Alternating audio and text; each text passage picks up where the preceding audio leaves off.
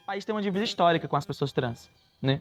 Porque qualquer corpo que não é cis, qualquer corpo que não é branco, qualquer corpo que não é rico, é um corpo violentado do nosso país. Então é entender que, eu acho que é isso, é entender que a experiência trans não é uma experiência dos anos 2000, ela é uma experiência muito anterior ao que a gente consegue conceber, e a experiência trans é uma experiência do mundo todo, sabe? A gente tem experiências trans no mundo todo, em séculos diferentes e com outros debates. Então eu acho que para entender a experiência trans no Brasil hoje, a gente precisa reconhecer que as nossas identidades elas vêm de muito longe.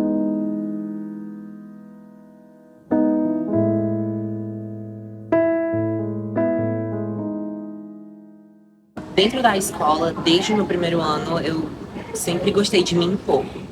Então, eu sinto que até aqui na escola eu consigo ter um pouco mais de visibilidade sendo uma garota trans, mesmo não tendo passado pela transição, porque eu me imponho dentro das coisas. Eu sempre gostei muito de falar também sobre quem eu sou e também não deixar que as pessoas me diminuam pelo fato de eu ser quem eu sou.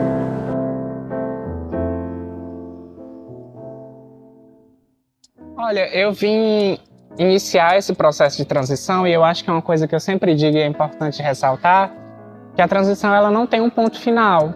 Existe um processo de início dessa transição, mas ela não chega a um ponto final, porque a gente está sempre em constante transição. Mas eu iniciei esse processo aos meus 21 anos, né? Minha adolescência toda foi muito perpassada pela repressão religiosa, familiar, porque eu era da igreja e sempre tinha aquela cobrança, né, por ser aquele rapaz, né, da igreja que era o patriarca da família. Então demorou um pouco para eu poder abrir as asas e voar, assim dizendo, né?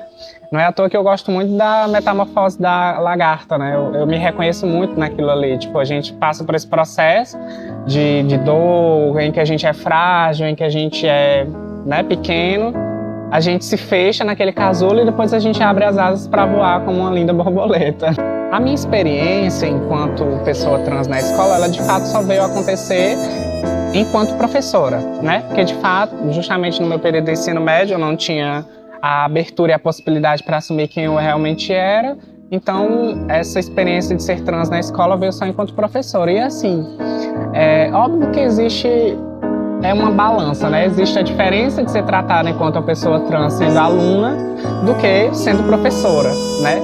Enquanto professora, meio que existe em mim esse escudo, né? O escudo do respeito. Ela é professora, tem que respeitar.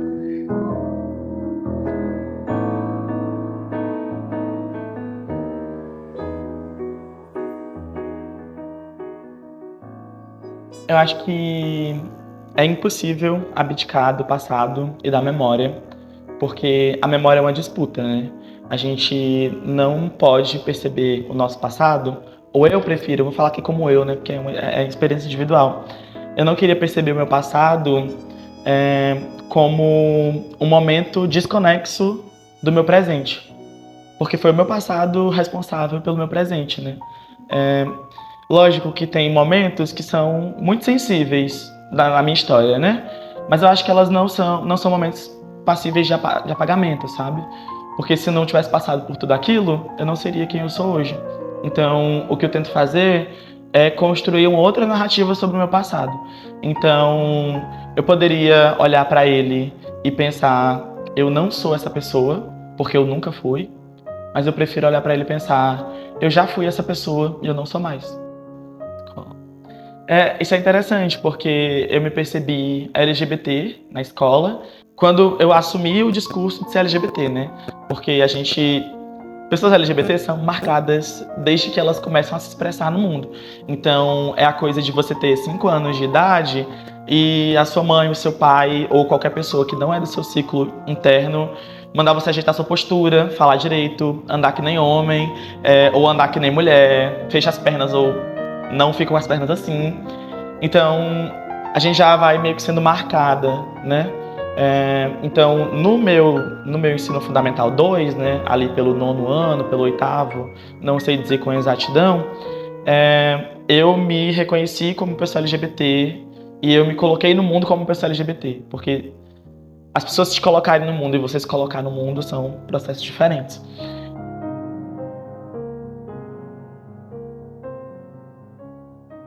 né? Porque eu sou uma professora temporária e essa é minha 4ª escola e só em uma das escolas que eu passei que eu encontrei outra professora trans.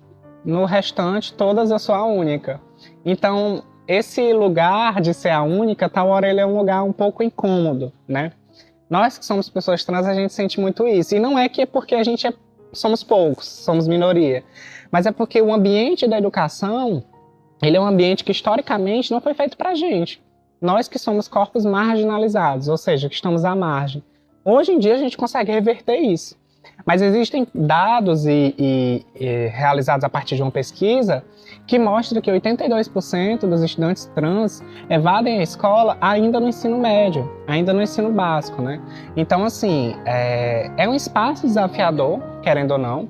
Minha presença aqui é desafiadora, querendo ou não, mas que é um desafio que vale a pena. É um desafio que, enquanto educadora, enquanto professora, eu acredito que vale muito a pena.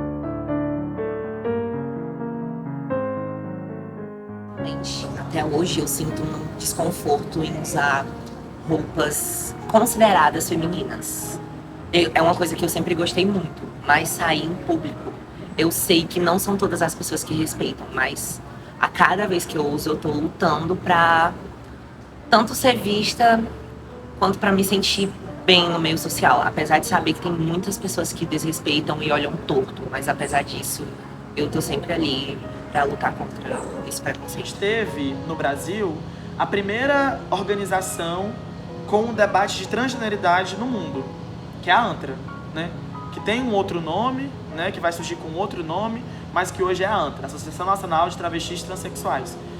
E ela é a primeira organização que vai debater transgeneridade no mundo todo, oficialmente. Não é qualquer coisa, né? A gente tem no Ceará a TRAC, que é uma organização que vai surgir no estado que mais mata travestis transexuais no país. Isso não é pouca coisa, né? Então eu acho que para entender a experiência trans, ou travesti especificamente, né, não é suficiente estudar a minha história, estudar a história de qualquer travesti viva hoje. Acho que é importante entender qual que é o nosso passado e qual que foi a nossa disputa nesse país. Porque, por exemplo, as travestis tiveram um papel muito importante para o que foi a pandemia do HIV e da AIDS no Brasil, né? Especificamente no nosso território. Porque se não fossem elas disputando o Ministério da Saúde e propagando as campanhas do Ministério da Saúde para cada travesti, para cada pessoa trans nesse país, a gente teria tido uma pandemia de HIV e da AIDS muito mais violenta do que ela é hoje. E que atingiria muitos outros grupos, né? Então, acho que para entender a experiência trans, é preciso reconhecer que as transgeneridades fazem parte da construção histórico-política desse país e que nós temos tido